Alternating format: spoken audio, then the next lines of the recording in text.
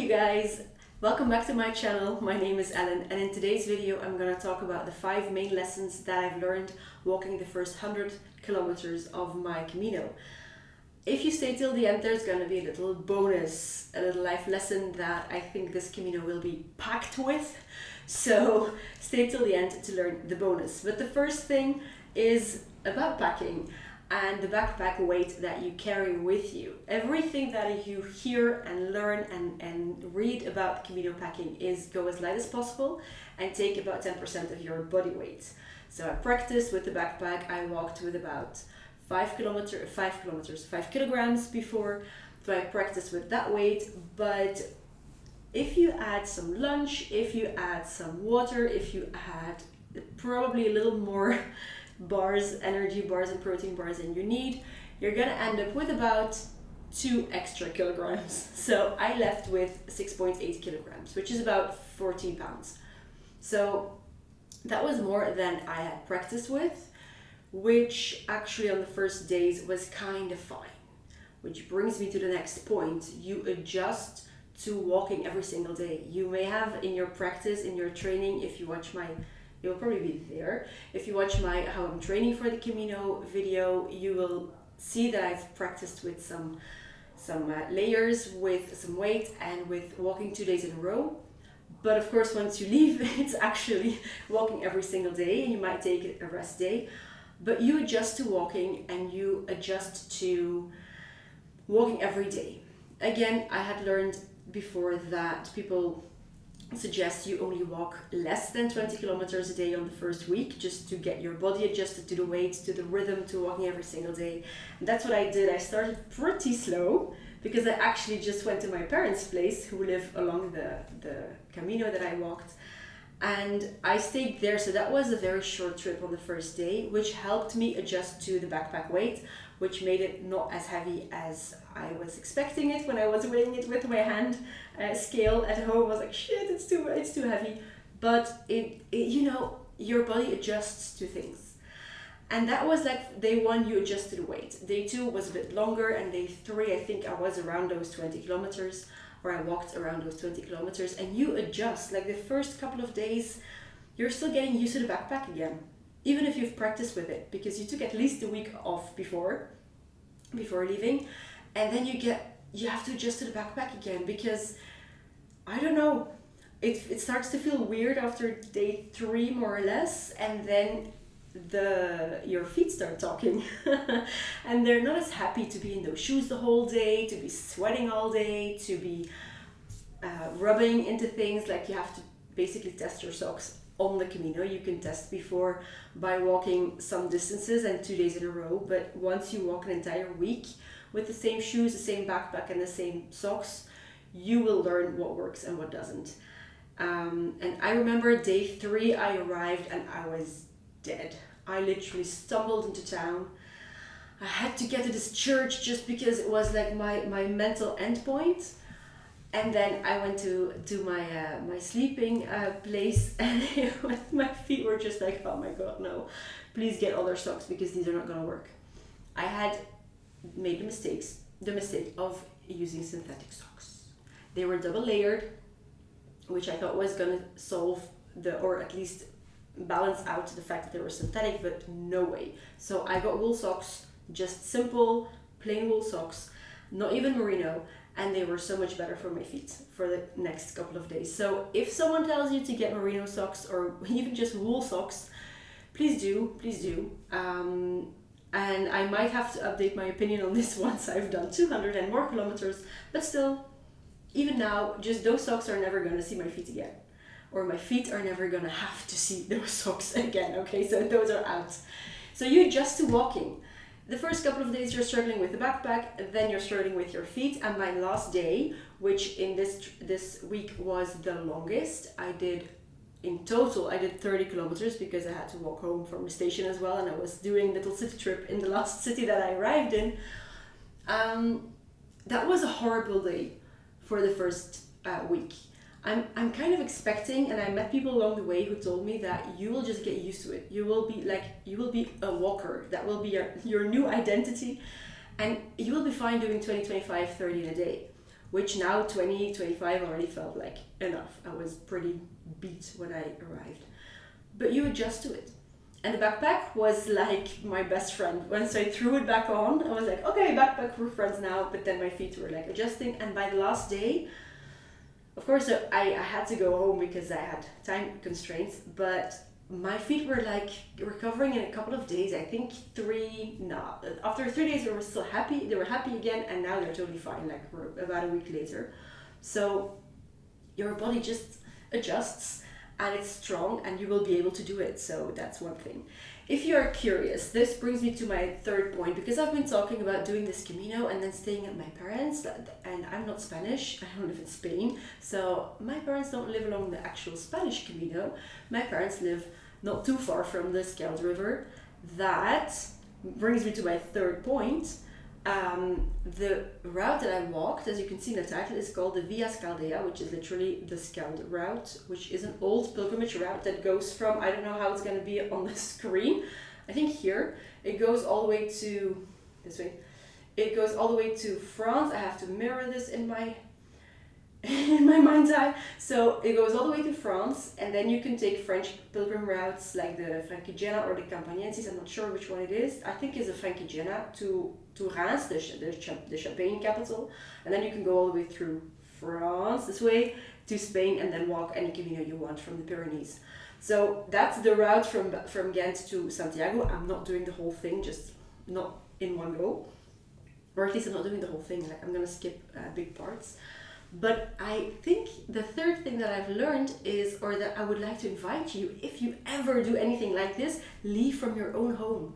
Even if it's just for 2 or 3 days in a practice round, it's just amazing to be able to pack your bags, just walk out the door and pass by a friend's house who supported me and walked with me to the river, and then you start following the route that is close to your home, because I'm pretty sure, if you're European at least, that you will have some kind of pilgrim route close to your place.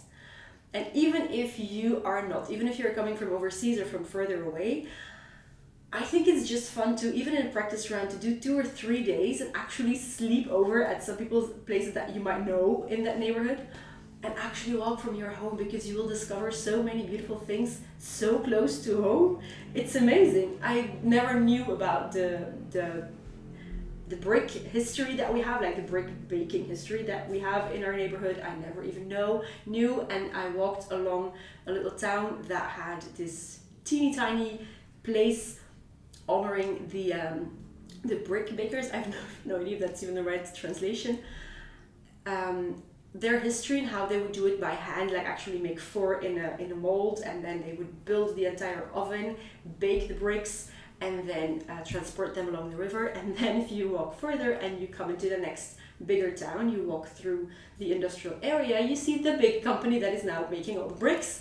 So it's really beautiful to see how history is basically carrying, history is carried along the river, and you will learn so much about your own place. And it doesn't have to be a river, it could be any pilgrim route that is close to your place. So depending on where you live, of course, it could be a natural trail that you follow, of course, if you don't have pilgrim routes nearby. But I think it's beautiful to just do that for a couple of days, not just for one practice day, but actually do it for a longer time. It's kind of coming to me that I could do another part of the pilgrim route that is actually arriving in my hometown. So do it from the other way, like a practice day in between Camino weeks. So that would be my third thing that I've learned that I think I would actually recommend everyone to do. The fourth one is that your plans will always change once you start. I think that's very general.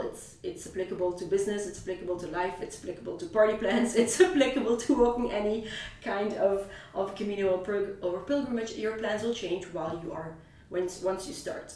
So people said try to book the first 2 nights and then you will see. Again, I'm talking about Belgium, so it's not that difficult to find a place. There's not so many pilgrims. It's not like you have to get there in time to have a place in the albergue, so I don't know about the Spanish part yet. But yeah, your plans will change. You will adjust the stage that you're doing that day. You might even start thinking, okay, my body is feeling such and such. I might adjust my route even in Spain because my knee started talking a little bit. So I might have to adjust my route in Spain or do smaller stages, shorter stages at least. I don't know how it's gonna be. I have no idea. Once I actually reach Santiago, I have no idea what I will be able to tell you. I don't know what the Camino will have looked like. And that's part of the plan, that's part of the beauty of it. And for me personally, that's a big one to let go. I prefer to have control. I have practically almost traveled with an entire plan where I would have everything mapped out, like which train I was going to take from one city to the next, where I would sleep, and maybe if I would stay a couple of days in the same city, I might not have planned the exact museum on the exact day, but the whole itinerary was like in an Excel sheet and it was planned out. And I have this nerdy side of me that I had weighed all my stuff, and I have an Excel sheet with the actual on the grams weight of everything that I carried, which is nerdy, but you will know in one video that it's gonna come in handy. It's gonna come in handy. But the fact that I used to plan out my trips this much, there's nothing wrong with that, of course. If you do that, there's nothing wrong with that. But the Camino, like, it's impossible. You can have your stages, and of course you can call in advance and book it, but you might just prefer to stay in a city for another day, like I did. I decided to stay second night in Oudenaarde. I could have walked a few kilometers then and made shorter stages so that the last day would have been less heavy. But I chose not to because I preferred the rest, and I preferred to stay with my friends there and with family as well, and to visit the city. So it will always change once you start, and that's actually the beauty of this, because it teaches you how life really works. You can make all those plans, but life happens. I think it's John Lennon who said it, life is what happens when you're busy making other plans. So the Camino teaches you that. At least it taught me. That was number 4. 5 is that you will find people who believe in you in places where you did not expect it. The person that was waving me out, that I passed by her house and she walked with me to the river, she was wearing this party hat and she had those extra energy bars with her, like, here, do you have enough food? And then she was stuffing my backpack with the extra bars. It's amazing, and I never expected her to be such a big fan. I mean, I know her for a long time, and I knew that she was happy about the plan that I had, but I never expected her to wave me goodbye like this. And you will find those people in places or see that support in people that you never expected it from. And the other way around, or you will see support in a different form than you expected. People who were really critical in the beginning might actually still admire you somehow and still, wish you the best and have the candle burning for you when you are on your way. And it's just surprising how people react to this. And I have this idea of another video to talk about I talked about this in another video as well, like this idea that you have the critical people, you have the super big cheerleaders, and then there's wise counsel, which is neutral in between. Some people will just switch all of a sudden. Once you leave or once you start, they might just show up in a very different way because suddenly they realize that you're serious about this thing. So I don't know, it's just amazing. And also the cheerleaders, like this friend I was talking about, they just might show up in a very different way, a very much more closer than you even thought possible. So that's amazing. And if she's watching this video, thank you, but I'm going to tell you in person, of course. And then since you stayed till the end and you have been with me for almost 40 minutes right now, so thank you for staying till the end, there is a big bonus. The last day, as I said, was the longest. It was horrendous. My feet were not happy. I literally almost fell asleep in the station when I had to catch my train and switch trains. But the hardest, ugliest part is always just before you arrive. It's incredible. That was the most ugly industrial area that I've ever seen in my life, that I've ever walked through in my life. At some point there was no path. There was a goose getting pretty angry at me. They were like opening their mouth, and I had already been almost attacked by a goose, or chased away, not attacked. Like she was chasing away and like started running after me. So that I got pretty scared actually, because they're aggressive. And there was another one there, and then you enter this industrial area and it was just plain ugly. There was this big road, you had to walk along the metal, the catching rail that is along the road. and if there is a motorcycle crossing you by, I was like, God, I hope this is not too long a stretch. It's only, I think it was like 1 or 2 kilometers, not more than that, but it was so horrendously ugly. And it just reminded me that in life, everything that you want to achieve, everything that becomes, that when you're leveling up and you know you can do it, but it becomes really hard because you're leveling up, it's the ugliest part. It's when the weight starts to feel horrendously hard and you have to focus on this teeny tiny thing in your technique to be able to lift the weight. It's the musical piece that is just so damn hard that you feel all the emotions with it, and you kind of want to, I don't know, kill the composer, even though he's dead already. But you end up doing it. You end up lifting the weight, you end up playing the musical piece, you end up leveling up in business, or doing the difficult conversation, and you end up in the city that you plan to arrive. Like, you're not gonna stop in the middle of this industrial area, you just keep going. As slow as it's going, and as hard as your feet are screaming at you, stop. And then you arrive, and then you see this bridge in Doornik-Tournai. This bridge, it's called the bridge with holes, basically, because it looks like a bridge with holes.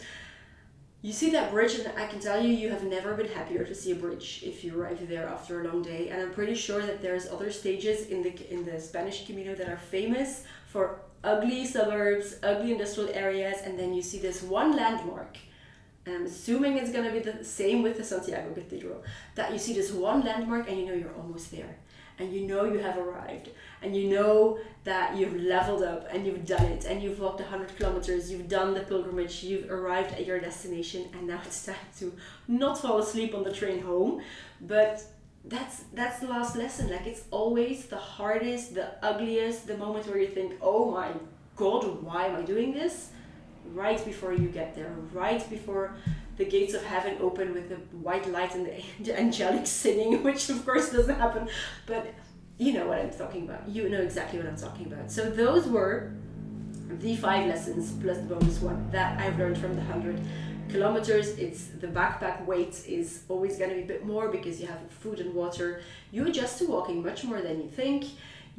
I think you should leave from your own home, even if it's just for one little stretch. Your plans will always change once you start anything. People will believe in you or show their belief in you and show their support in very different ways than you expected. And the last one is that it's always the hardest right before you arrive. So with that being said, I'm gonna say goodbye to you for today. Remember to stay kind, loving, and be grateful for yourself for how far you've come already. I love you guys, and I see you in the next video. Bye!